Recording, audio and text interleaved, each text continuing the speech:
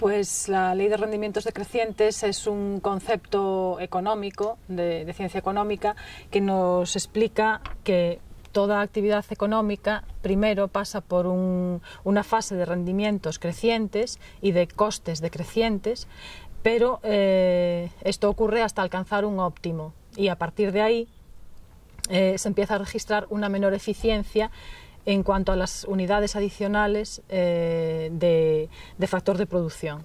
Es decir, que cuando nosotros estamos aumentando un factor de producción, al principio esperamos que los rendimientos aumenten y así ocurre. A veces incluso los rendimientos aumentan más que proporcionalmente al aumento del factor de producción. Pero esto es así hasta un punto donde a partir de ahí, por cada unidad nueva de factor de producción que añadimos, ya no obtenemos rendimientos mayores, sino que estos empiezan a decrecer. Un ejemplo muy fácil de apreciar es en el campo de la agricultura, cuando empezamos a usar fertilizantes. Si nosotros cultivamos una superficie de tierra sin añadir ningún fertilizante, obtendremos unas producciones determinadas. Si añadimos una unidad de fertilizante, la producción en kilos de trigo o de cebada o de tomates va a aumentar.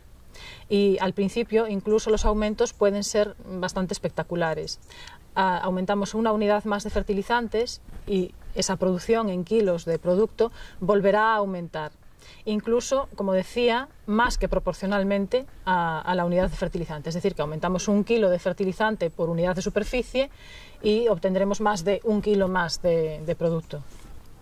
Bien, pero esto es así hasta un punto óptimo de fertilización, porque a partir de ese punto, por cada unidad más de fertilizante que añadamos, no vamos a obtener ya ese rendimiento esperado, sino que va a empezar a decrecer. Es un decrecimiento marginal, ¿vale? Incluso, en este caso concreto, por encima de un determinado nivel de aporte de fertilizante, los rendimientos van a empezar a descender, porque simplemente tendremos una toxicidad por demasiado abono nitrogenado o potásico y el cultivo va a responder reduciendo sus producciones. Es algo que también puede ocurrir con el factor trabajo. Es decir, tenemos una máquina que tiene tiempos muertos donde está parada en una fábrica, en una industria alimentaria, porque simplemente el proceso productivo lleva a que las personas atiendan esa máquina en un momento dado y luego pasen a otra fase del proceso productivo. Si nosotros hacemos de manera que esa máquina trabaje continuamente, es decir, estableciendo turnos, por ejemplo, de trabajadores, pues vamos a incrementar el rendimiento por unidades de hora de esa máquina, por unidades de hora trabajada de esa máquina. Pero llega un momento en que si la máquina trabaja a turnos todo el tiempo posible, todas las horas del día, por mucho que tomemos otro trabajador, ya ese rendimiento no va a aumentar. En ese momento sería necesario incrementar el capital, es decir, aumentar también el factor capital, comprar otra máquina o comprar otra línea de producción. Entonces se ve claramente. La ley de rendimientos decrecientes hace referencia a los aumentos de un factor de producción mientras los demás permanecen constantes. Tanto en el caso de la fábrica o de la industria, claro, los rendimientos aumentan en el momento en que implementamos una nueva línea de producción, con lo cual deberemos de volver a aumentar el factor trabajo. En el caso de la producción agraria, volvemos a aumentar el factor de producción, el rendimiento, si simplemente aumentamos la superficie o el agua de riego o los demás factores de producción. Pero la ley de rendimientos decrecientes hace referencia a que mientras los demás factores permanecen constantes, aumentando uno de ellos, llega un momento en que esos rendimientos marginales decrecen.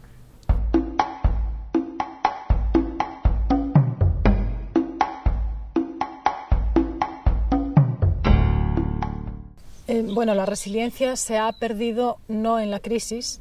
Yo creo que en la crisis ya se ha empezado a recuperar, sino antes, con todo el incremento de la disponibilidad de la energía, de los recursos en general, la gran disponibilidad que hemos tenido de energía barata y abundante. Eso es lo que nos ha llevado, a mi modo de ver, a perder esa resiliencia.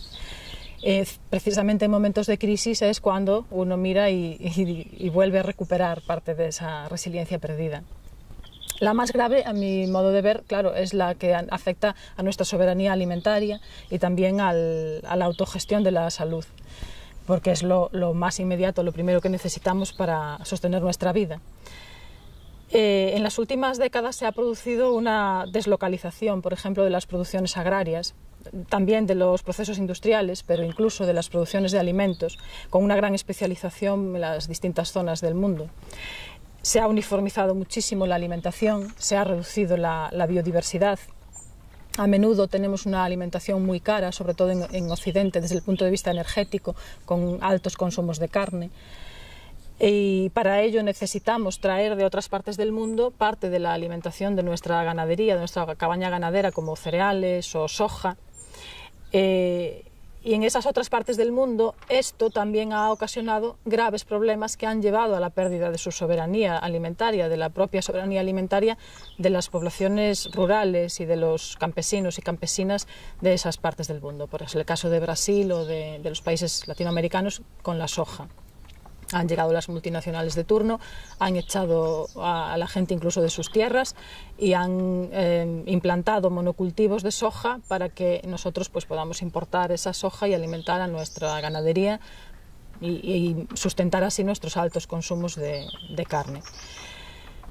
Además, los alimentos recorren kilómetros y kilómetros, no solo las materias primas, sino los productos manufacturados. Cada vez la alimentación está en manos de menos manos, por decirlo de alguna forma, en manos de menos empresas, que han destruido también un sector no solo productivo, sino comercial, de pequeños comercios y pequeñas tiendas, nuestros mercados tradicionales incluso, y que nos ha llevado pues eso, a la alimentación de grandes superficies, grandes áreas, donde al final se come lo mismo en cualquier parte del mundo.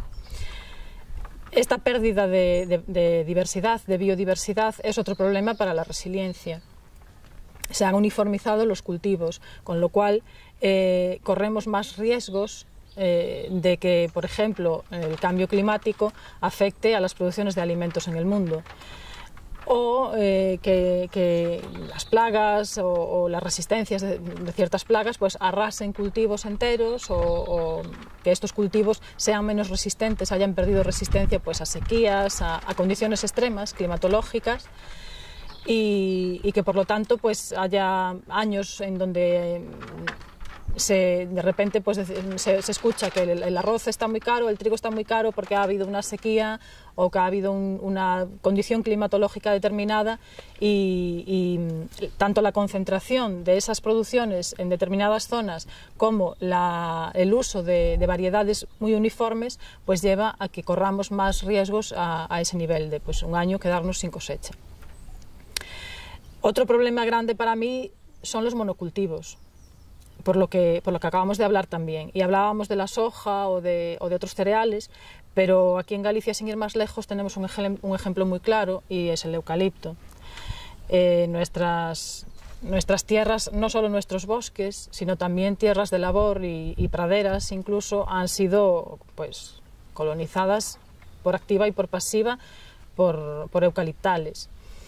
Y esto pues yo creo que nos pasará factura en cuanto a que pues cuando necesitemos recuperar estas tierras para el cultivo de alimentos, pues podamos tener problemas, porque en un escenario de descenso energético, donde vamos a disponer a lo mejor de menos posibilidades para utilizar maquinaria pesada o grandes tractores, será mucho más difícil recuperar bosques o tierras de eucaliptales para volver a producir alimentos. Otro aspecto donde se manifiesta la pérdida de resiliencia es en el individualismo que reina en la sociedad. El individualismo está fomentado sin duda por un excedente de energía y recursos. En el momento en que tenemos abundancia de recursos, pues cada uno puede hacer su vida individualmente, deja de ser necesario colaborar, pedir prestado, compartir ciertos bienes como máquinas o herramientas. que tradicionalmente se compartían. Me refiero muchas veces, pienso habitualmente en el medio rural porque es mi entorno de crecimiento en la niñez y de vida, entonces lo conozco mejor y son las cosas a las que hago que me saltan como referencia muchas veces. Entonces, en Galicia, por ejemplo, tenemos el número de tractores por habitante más alto de todo el estado. Y eso ha sucedido pues con muchas máquinas. Cuando yo era pequeña, pues en la aldea había una casa que tenía una herramienta y los demás íbamos a pedirle esa herramienta, ¿no? Porque a lo mejor se usaba poco y de repente eso pues ha dejado de ser necesario. Todo se ha vuelto mucho más asequible, mucho más barato, aunque quizás de peor calidad en muchos casos. Entonces, para reconstruir la resiliencia de las comunidades, pues yo creo que lo fundamental es pensar en todas aquellas cosas que van enfocadas a satisfacer necesidades vitales, necesidades de sostenimiento de la vida, como son alimento, cobijo, salud, seguridad, relaciones humanas. Y pensar en recuperar el control de los recursos reales, porque estamos tan acostumbrados a fiarnos de los recursos ficticios, como son los recursos financieros, el crédito, las acciones. Eso al final estamos viendo que no es nada, es polvo. Y lo que realmente sustenta la vida son los recursos físicos reales, como la tierra fértil, el agua, las semillas. Y lo que sabemos hacer con esas cosas, nuestra capacidad de trabajar con esos recursos que tenemos a nuestro alrededor, en nuestro entorno, el saber tradicional. Entonces, esto lo vemos además en que de repente no es casualidad la cantidad de expolios a los que estamos asistiendo, pues de repente prospecciones mineras en zonas al lado de nuestra comunidad donde antes nadie se había planteado que ahí podía haber un aprovechamiento de un recurso minero para obtener pues metales o materias primas. Otro expolio al que asistimos es el de las semillas. De repente no es posible recoger tus propias semillas, es decir, salen leyes, la privatización de recursos naturales como el agua. Aquí en Galicia lo hemos visto con la ley de aguas. Claro, todo esto no es casualidad. Entonces es muy importante mantener estos recursos en manos de la gente común. Y especialmente importante también es recuperar esos vínculos de colaboración y de cooperación que había entre las personas, que es posible que en muchos casos surjan espontáneamente fruto de la necesidad. Es decir, cuando realmente necesitas, hay muchos ejemplos también del pasado, pues abrir un camino, acondicionarlo, traer un manantial de agua a las casas, se hacía entre los vecinos que lo necesitaban, colaborando porque era la única forma.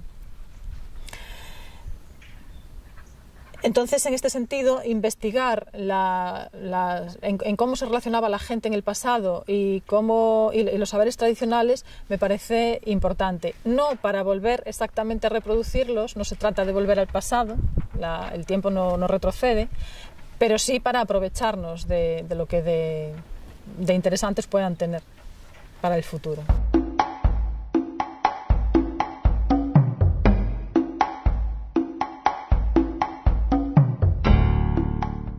Bueno, aquí yo creo que hay un concepto clave que es el de la tecnología apropiada, ¿no? Que son tecnologías diseñadas atendiendo a los aspectos medioambientales, éticos, culturales, a los aspectos específicos de cada comunidad y de cada territorio. Las tecnologías apropiadas o adecuadas normalmente necesitan menos recursos, tienen un menor coste, tienen menor impacto ambiental también y son menos destructivas con los ecosistemas. Prefieren soluciones intensivas en trabajo, en mano de obra, a otras más intensivas en capital y, bueno, aunque, claro, están enfocadas también a ahorrar trabajo. Pero esto no implica altos costos de mantenimiento o de inversión. Y las herramientas, máquinas o tecnologías, en definitiva, de tecnología apropiada, es más fácil que podamos construirlas en nuestra propia comunidad, en nuestro entorno, con nuestros recursos y también mantenerlas o repararlas cuando se averían. En los últimos años hemos asistido a algo que ha ido totalmente al revés, ¿no?, de esto. Cada vez los aparatos son más sofisticados e imposibles de reparar, ya no se reparan, es la cultura de usar y tirar. La tecnología apropiada también es menos intensiva en el consumo de energías fósiles. Una idea que explica muy bien esto, un ejemplo que explica muy bien esto es el que expone Xoán Carlos Carreira y Emilio Carral Vilariño en su libro O pequeno e grande, donde hacen un análisis del sistema de cultivo tradicional de Galicia en minifundio y exponen una idea que realmente hemos podido ver y vivir aquí en nuestro territorio. En Galicia el cultivo tradicional se hacía, como sabéis, en minifundio, en parcelas muy pequeñas, muchas veces en terrazas, debido a nuestra orografía muy accidentada, a nuestro relieve, y estaba muy adaptada, pues eso, al relieve y a la climatología. El terreno se aprovechaba muy bien, de una manera muy eficiente, también muy repartido entre la población. Y claro, con la llegada de la agroindustrialización, esto se vio como algo muy poco útil o muy poco eficaz para trabajar con maquinaria, con la maquinaria que venía diseñada de otros lugares, probablemente de lugares donde las condiciones de la tierra eran diferentes y de la propiedad incluso. Entonces, a menudo se hablaba de que los tractores eran demasiado grandes para nuestras parcelas. Se empezaba a ver como un defecto que nuestras parcelas fueran pequeñas. Esto lo recuerdo yo en mi generación perfectamente. Es que en esa parcela no merece la pena ni meter el tractor porque le lleva más tiempo. Esto es un ejemplo perfecto de complejidad y de rendimiento decreciente. Hay parcelas donde la gente, los campesinos, decían, es mejor hacerlo a mano o hacerlo con un burro, con un caballo, porque al tractor no hace más que dar vueltas y no tiene sitio ni para moverse. Y eso es un atraso. Es un ejemplo perfecto. Entonces, ¿qué se hizo? Pues lo que se hizo fue convencernos de que nuestro territorio estaba mal, de que era defectuoso y de que había que adaptarlo para que esas tecnologías pudiesen trabajar y pudiesen ser eficaces. Y es lo que se hizo en realidad, concentraciones parcelarias, movimientos de tierras, a veces deshaciendo el trabajo que durante siglos habían hecho las personas para, de una forma eficaz, aprovecharse del territorio. Trabajo humano que además se hizo en base a la experiencia, muchas veces a la repetición y el error, ¿no? Y corregir cosas, y al final se había llegado a un equilibrio de ecosistemas que funcionaba, y funcionaba en base a la experiencia. A lo mejor no se sabía por qué, pero se sabía que funcionaba. Con esas tecnologías pues, de alto standing, en buena medida nos cargamos muchos ecosistemas tradicionales que funcionaban. Hoy día a eso que teníamos, se le llama agricultura de precisión y está muy valorada. Entonces, claro, esto es un ejemplo muy claro de destrucción, de resiliencia y de cómo las tecnologías deben ser apropiadas y a la medida de las personas y de los territorios, no al revés. Otro ejemplo es, por ejemplo, el de los electrodomésticos. Cualquiera tiene hoy día en su casa una lavadora o un lavavajillas súper complicado, con un montón de funciones, de programas, que al final usas 2 o 3. Entonces, es más probable que se averíe. Si se avería hay que cambiar una gran cantidad de elementos, no llega con cambiar solo el fusible que se fundió, porque no lo puedes abrir tampoco en casa, cada vez ya vienen pensados para que no se pueda ni intentar arreglar. Y también esto se puede aplicar a muchos otros ámbitos, por ejemplo en la edificación. Es también un sistema muy complejo donde se han olvidado técnicas tradicionales y hoy día se está recuperando a través del concepto de bioconstrucción, pues técnicas de construcción naturales, tradicionales y mucho más saludables que la construcción tradicional, y de mucho menos impacto en el medio ambiente, de mucho menos consumo energético también. En cuanto al equilibrio entre complejidad y resiliencia, a mí me gusta mucho, y lo explicaría, con un ejemplo que me parece muy apropiado, y es el tema de los partos humanos. Parir es un proceso fisiológico relativamente normal y que suele ocurrir sin complicaciones en la mayoría de las especies y en la mayoría de los casos. Ciertamente cabe la posibilidad de complicaciones.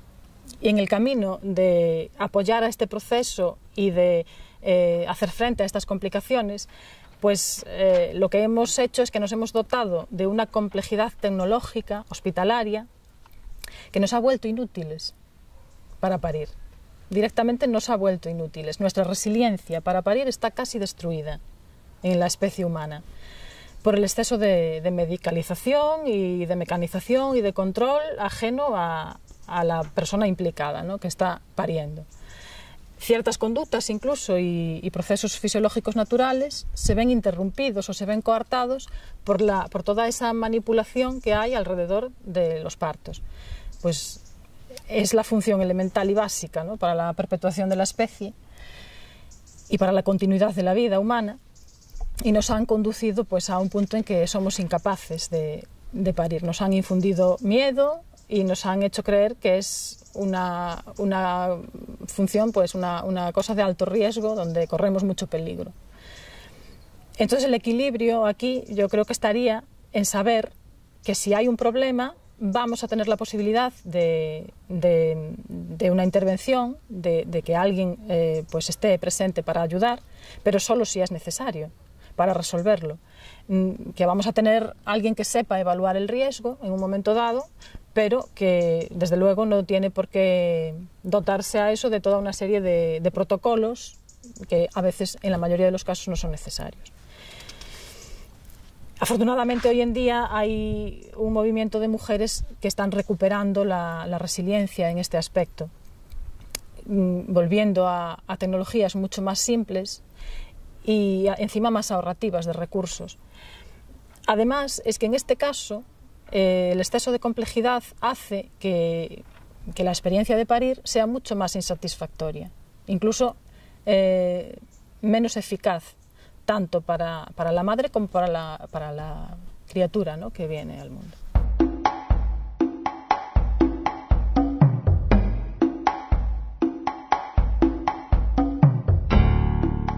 En primer lugar, creo que deberíamos cambiar nuestro enfoque sobre lo que es vivir bien, sobre lo que entendemos por vivir bien y sobre lo que realmente merece nuestro esfuerzo.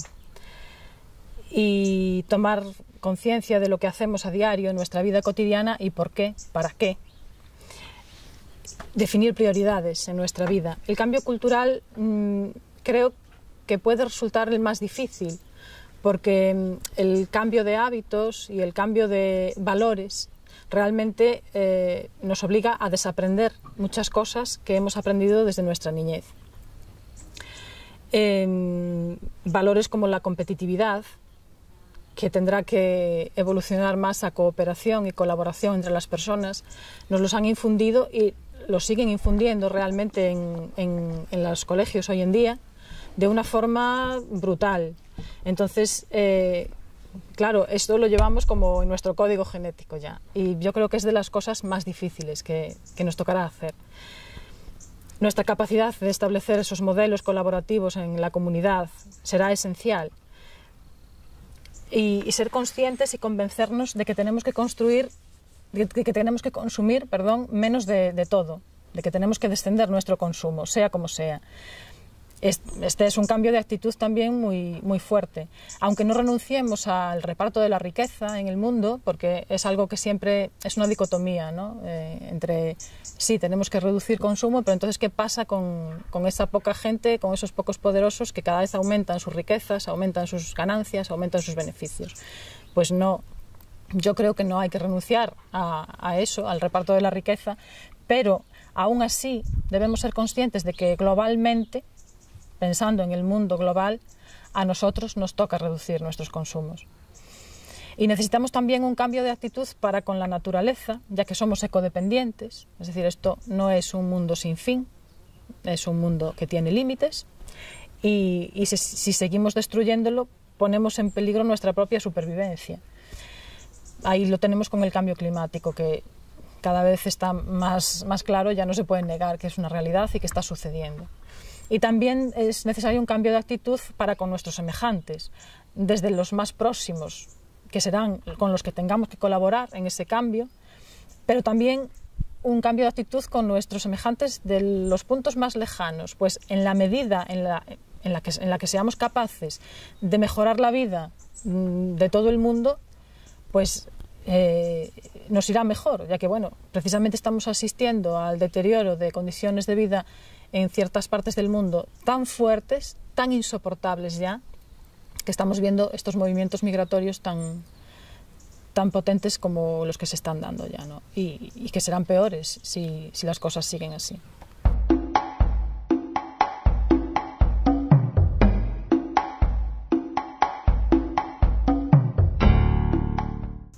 Claro, al hilo de lo que ya veníamos hablando, ¿no? En la medida en que seamos capaces de recuperar nuestra propia resiliencia, por ejemplo en el caso de la soberanía alimentaria, si somos capaces de conformarnos con los recursos que tenemos en nuestros propios territorios, de alimentarnos con nuestros recursos, de vestirnos, de construir nuestras viviendas, de implementar nuestra tecnología, nuestra vida con los recursos que tenemos en nuestro entorno, simplemente con eso se aliviaría esa enorme presión que ejercen las multinacionales, las compañías, sobre países en vías de desarrollo o países del sur, de ese sur global, que en este momento, pues todo lo que hemos hablado, ¿no? Del trasvase de mercancías, de materias primas, de energía, de combustibles fósiles, y también con el trasvase de material humano, es decir, de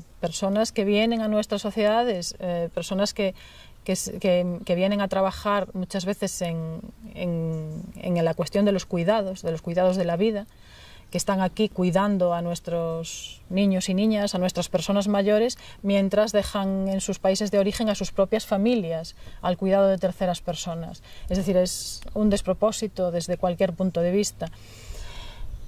Y a ese nivel, es decir, como decía, en la medida en que podamos arreglarnos con nuestros propios recursos, se aliviará esa presión, que en muchos casos significa guerras, ¿no? Guerras por los recursos.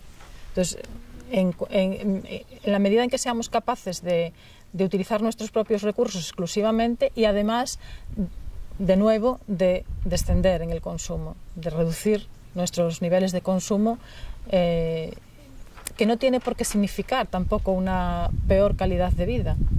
Decrecer no es vivir peor, es vivir de otra manera.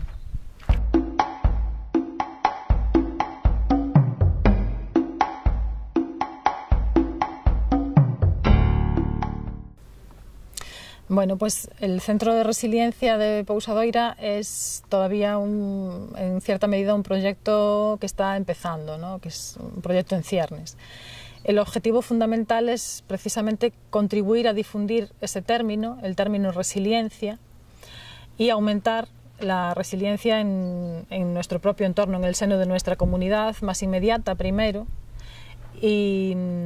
pero también, bueno, difundir nuestras actividades para servir como referente en comunidades más alejadas, que les pueda servir nuestra experiencia para reproducir otros centros similares, como inspiración, ¿no? O como guía, en una especie de influencia, pues, en círculos concéntricos, yo diría, ¿no? Lo primero es servir aquí, aunque a veces tu entorno más inmediato es el más impermeable a veces a este tipo de cosas, pero bueno, poco a poco sí las cosas se dejan sentir, ¿no? en el ambiente. Y por el momento nuestras principales actividades son la organización de cursos para intentar recuperar saberes tradicionales, pues como el caso de la lana, o el conocimiento de plantas medicinales y su uso, y también incorporar otros conocimientos más modernos, pero compatibles con esa tecnología adecuada y con el descenso energético, como por ejemplo la bioconstrucción. Hemos hecho cursos de bioconstrucción, hemos construido una casita de paja en nuestra casa, o como la permacultura. E intentar integrar, digamos, los saberes tradicionales y las formas de vida tradicionales en lo que tenían de positivo y de útil, con otros conceptos, a lo mejor más nuevos, o con otros conceptos más tecnológicos, pero dentro de esa tecnología apropiada y acorde con los nuevos tiempos que nos va a tocar vivir. Bueno, otras actividades son actividades de encuentro, de puesta en común, de divulgación en el ámbito del decrecimiento, del cenit del petróleo o del ecofeminismo. En el mes de junio, por ejemplo, hicimos un encuentro sobre ecofeminismo, y también nuestro espacio, también el Centro para la Resiliencia, significa tener un espacio donde otras personas, otros colectivos puedan venir a organizar encuentros o a organizar sus propias actividades. Y también algo que nos gustaría hacer no hemos tenido capacidad de momento, pues es una especie de inventario, de mapa de recursos de nuestro entorno más inmediato, de recursos tanto materiales como humanos. O promover acciones pues, de resiliencia local, pues más ya de la comunidad. Bueno, a ver, chica, como puedan ser pues mercados locales, recuperar mercados locales, o impulsar grupos de consumo consciente, de alguna forma incidir en este cambio de valores que necesitamos en este momento.